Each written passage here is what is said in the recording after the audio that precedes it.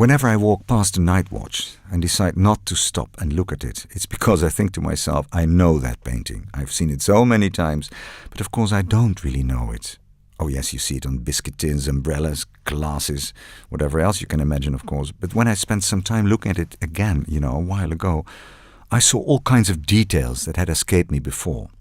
First, though, I want to tell you why it's called the night watch, even though it is not a night watch at all. A night watch was in fact a patrol that the militia went on in the evening.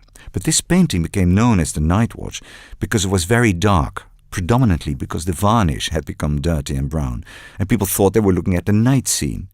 Since the painting has undergone a number of cleaning processes, and experts now agree, all of them, that this scene takes place during the daytime. Rembrandt was commissioned to paint this picture in 1639 for the Great Hall of the Arquebussier's new building, and the militiamen wanted to fill their room with militia paintings by several painters, and any artist who felt capable of painting such a work was commissioned to do so.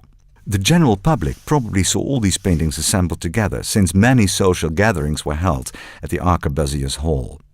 This painting was famous from the moment it was finished. Indeed, Rembrandt spent 3 years working on it, perhaps not every day, but he completed it in 1642.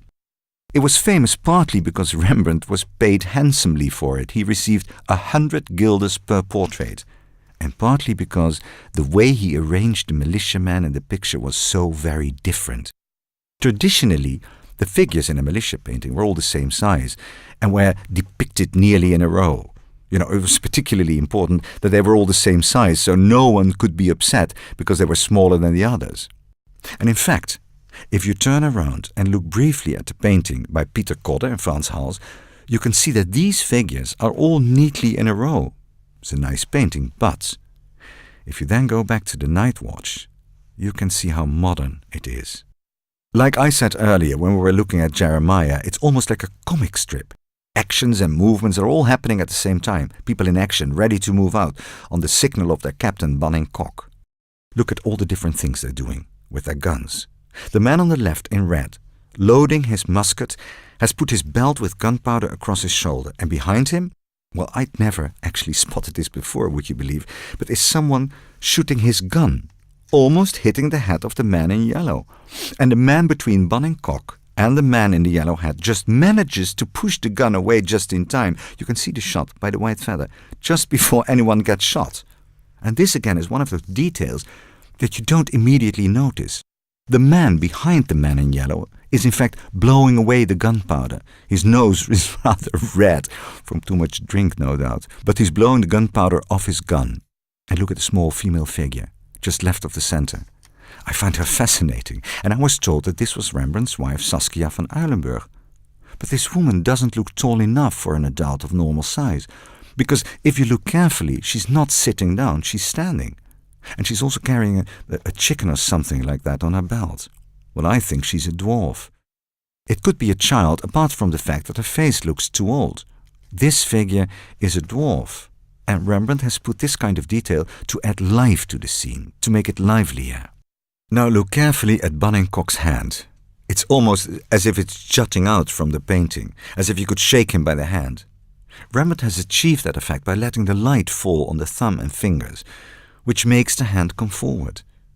And once again we see Rembrandt using the same techniques as we saw earlier, the rough brush strokes, which he used in the foreground, so you get the feeling that you can almost grab hold of these people, that you can stroke your fingers along the sleeves, and the further back you go, the finer the brush work becomes, which brings your focus back on the two figures at the front.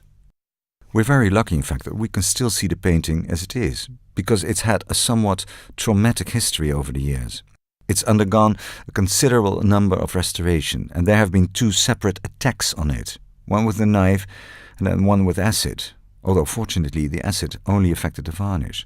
But the painting was most dramatically interfered with in 1715, when it was moved from the Arquebussier's Hall to the Town Hall on Dam Square, now our palace on Dam Square, to get it fit in nicely on the wall, and it's hard to believe, but they cut a piece of the left side. And how do we know this? Well, and you need to look on your right-hand side for this, because here we have a copy of the full painting, painted around that time. It's interesting to compare these two because it shows that Rembrandt had staged his scene with great precision.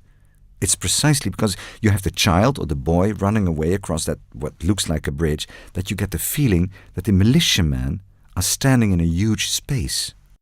I've also been told that the man at the very back wearing the cap, you see the man with the hat holding the flag? You see behind the two central characters, and next to him a man wearing a helmet or something like that. Between these two, you can see an eye and a nose and a kind of a cap. And well, that's thought to be Rembrandt himself, a little self-portrait. Well, we've come to the end of my personal journey through the Rijksmuseum, my art trail, so to speak, showing you all my personal favorites.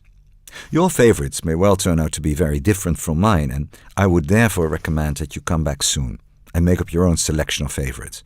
And look carefully, of course, because that's what this is all about, you know. If you look carefully, you always discover more than you initially thought there was, because these 17th century painters were magicians. They were rascals, but they were also magicians.